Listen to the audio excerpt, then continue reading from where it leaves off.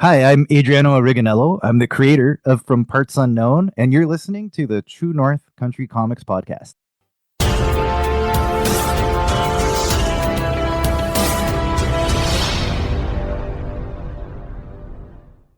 Welcome to the True North Country Comics Podcast, dedicated to celebrate Canadian comic book and graphic novel creators and supporters. I'm John Swinimer. On this episode, I chat with Adriano Ariganello about his new comic book series, From Parts Unknown. Please like and subscribe to this website by hitting the subscribe button so you'll be notified about new podcast interviews and article posts. This podcast is available wherever podcasts are enjoyed. Please like, follow, and subscribe. Adriano Ariganello is a native of Toronto. He's a comic book aficionado who graduated from a film school that's now a pizza restaurant. He's been writing short stories, screenplays, and comic books for over 20 years, finally hitting his stride in the past few. When he's not writing, you can find him strapping on skates and hitting the ice like any good Canadian. Adriano is a writer of crowdfunded comics such as Brad's Crazy Latte Thing Called Love, Unlimited Undo, and Stay Cool, for which he was nominated for the 2023 Sequential Magazine Awards in the categories of Best Comic and Favorite Letterer. His latest comic book series is entitled From Parts Unknown. The story of From Parts Unknown goes like this. Brothers Bruno and Pietro are a pro wrestling tag team drawn to a remote town where something is amiss. The locals don't take kindly to wrestlers, yet their stadium is packed with spectators from near and far to see muscle-bound heels and babyfaces toss one another around the squared circle. There's more than just glory on the line. It's a fight for their lives.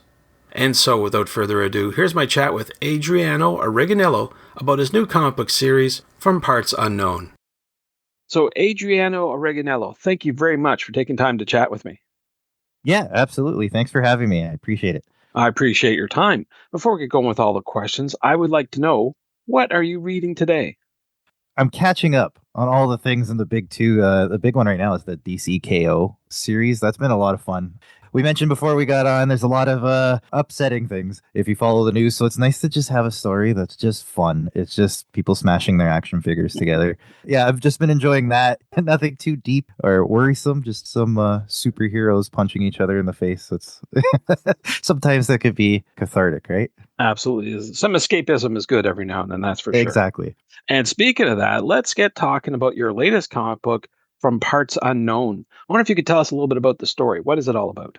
The quick pitch is it's pro wrestling with some vampires mixed in there. But the real truth of the story is it's about two brothers. They're brothers that happen to be a tag team. They're somewhere up north in an unnamed town, and this town has a big secret.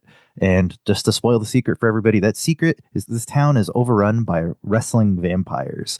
And they end up in the midst of this, and there's like this big secret thing that happens that gets all these tourists in the town just to keep it all going and to keep the town safe while at the detriment of everybody else who comes in. These brothers don't know what they're walking into. By the end of the first issue, they get a pretty good sense of what they're in for. So 5 issues, nice quick story, but a lot of action, a lot of vampire fun. And yeah, it's all pro wrestling, all silly, but still some big stakes, pun intended. Are you a big wrestling fan? I have been, and I have to say I'm not as up to date as I used to be. In the 90s, I was a huge fan, of The Rock and Stone Cold Steve Austin and all that stuff. And I've definitely kept as up to date as I possibly can, but I cannot take full credit and say that I've been to every show that's come to town, but still a fan, still maybe enjoying a little more from the sidelines of late. But yeah, definitely big wrestling fan. Yeah, and it's still popular. It's one of the, sports, you could say, that's still popular in the mindset of people that you can latch on to no matter what generation. Yeah, and that's part of the fun, right? Is that much like a soap opera. Like my parents have been into soap operas my whole life. I can never remember a time that they didn't have like Days of Our Lives or something on. My version of that was wrestling. It was watching whatever was happening. So like from the days of Hulk Hogan to now, I can forget about it for a while and come back in and feel like it's like a warm blanket. Like I know that I can come back to it and it won't take too much to catch up. The archetypes are the same, even if the faces have changed. And I can really just settle back in and enjoy what's happening in the show. It's kind of like a comfort food. It's all kind of silly, but kind of fun. even though sometimes it tries to be serious. At the end of the day, it's a bunch of people throwing each other around, right? Trying to make big stories out of like silly things. So Exactly. hard not to enjoy. Yeah. So you're the author of the story. I'm wondering if you talk a little bit about your collaborators. Who's helping you with this project? This is an international effort. So myself, I'm here in Toronto. We have Daniel Caval. He's out in Brazil. He's drawn the whole series, and I've been working with him for quite a while. We have a couple more series behind this as well that we're working on together. And then I have my colorist in Ireland, JP Jordan. If you are online at all, you've seen him really hyping it up. I call him colorist and hype man because he's really pushing the series everywhere he can go. And JP's been working on all kinds of things. He works on a lot of my series as well. So he has a very interesting style in this book. It's kind of like I don't know, like a neon feeling book. Neon's the wrong word, and he probably slapped me for saying such a thing, but but it's got a really distinct look that if you're looking at it on the shelves and you're flipping through it, like it looks like nothing else, and in the best way. So it really brings a whole new life to the story that Daniel's art does a lot, and it's really expressive, even though it's got like kind of a cartoony style. It's really brings extra emotion to it, and JP's colors just elevate that to a whole nother level. It definitely a team effort, definitely brought it so much further than I could have on my own with just the story. They've made it something else entirely, and it's much better for it. It sounds like it's a complex type of thing to get across when you're working with people in different countries. Can you talk about the collaborative process? Was there any sort of issues or any troubles that you had to overcome? With the internet, things have become much easier. So I know sometimes I'm not even speaking the same language as some folks. Daniel speaks English and all that, but I know that there's a Google Translate here and there when certain phrases or certain idioms I'll use don't come across. But we're pretty good at communicating as much as possible. Like I said, JP is always letting you know what's going on in terms of to the team, but also widely, and letting people know when things are going to be available and what to expect and all that business. But in terms of collaborating and all that, I would say we're all kind of keeping each other in check. Sometimes I'll get pages back with layouts and things aren't exactly what I expect. So we're able to kind of work that out as we go. And then sometimes JP has worked as my sober second thought. Sometimes I will make a mistake or I'll miss something and he'll say, hey, I think you meant this. Right. And so it's been a very collaborative thing. But the biggest thing is just communication. Like we're constantly flipping emails back and forth with pages and this and that. So although we're not in the same room or even in the same country, we're acting as though we are. And we're constantly in communication through the whole process, which has been great.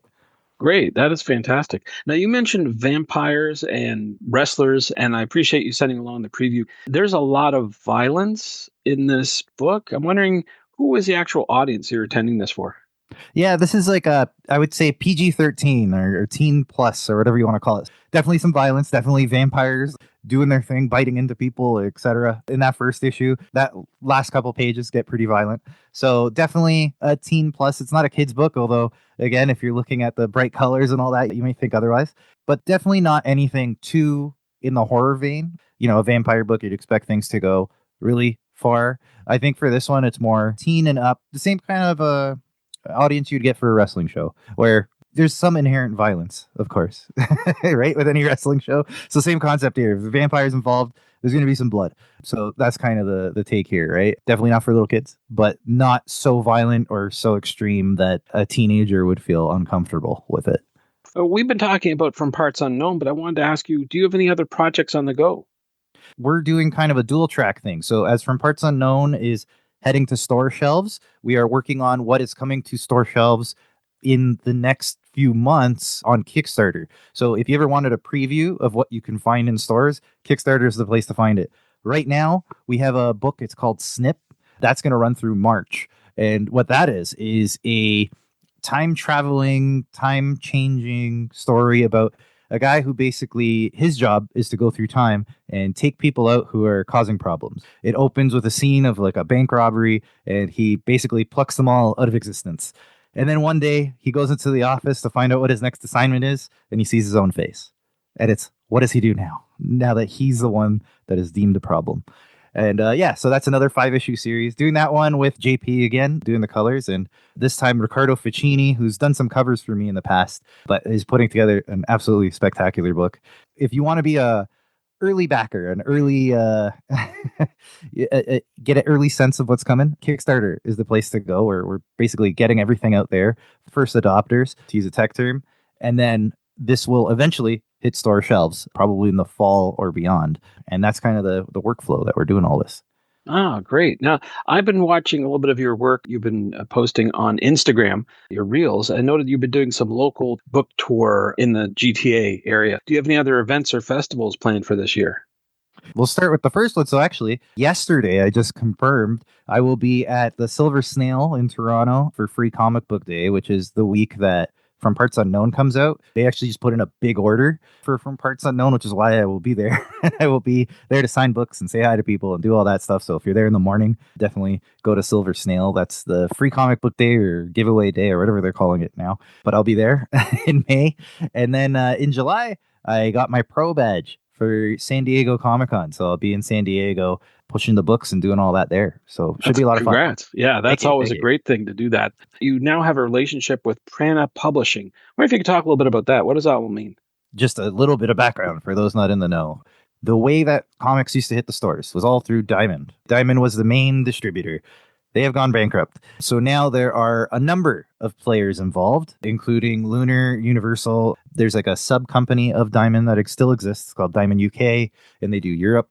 And because it's so fragmented and because it's so hard for someone like myself who's, doing 1 or 2 books a month to get a foothold in any of this, to the point that they won't even talk to you. There are these intermediary companies. So in my case, I'm working with Prana Publishing. There's Massive as well. They're doing a similar thing. And what they do is they aggregate all of the smaller publishers and basically act as the go-between. So as I'm getting into stores, I do it under my name, Pesto Comics, but in the catalog, I'm under Prana. And I'm one of their publishers, almost like an imprint on the Prana Publishing side of things. So they're the ones that allow me to work with all of these disparate distributors, and they keep signing new contracts and they keep getting new distributors on board. So it's getting wider and wider, which is great.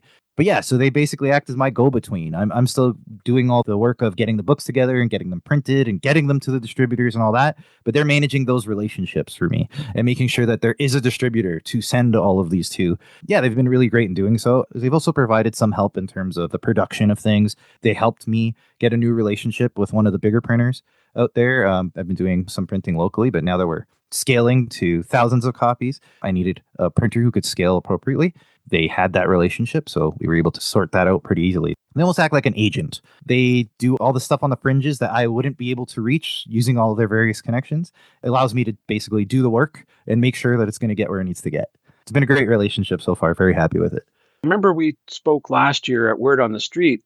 We were sort of lamenting about the state of affairs when it comes to getting books to customers, whether they're in Canada or United States. And there are lots of issues. And I guess this might be one solution to try to accomplish that goal.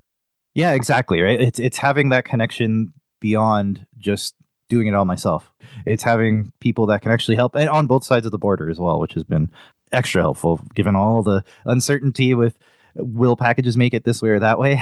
It's great to know that I have someone on the other side that can actually help and make this all go smooth. Very happy. Totally different world than I was last time we talked that Word on the Street. So very happy with it's all come about. Absolutely. With everything that you have on the go today and in the future, where do you recommend that people go online to find out more about you? I make it very easy. pestocomics.com. That's my website. Or at Pesto Comics on any socials you can find. Instagram, Twitter, TikTok, all of it. I post everywhere. So very easy to find me. It's just Pesto Comics, one word, either .com or at Pesto Comics. Super easy.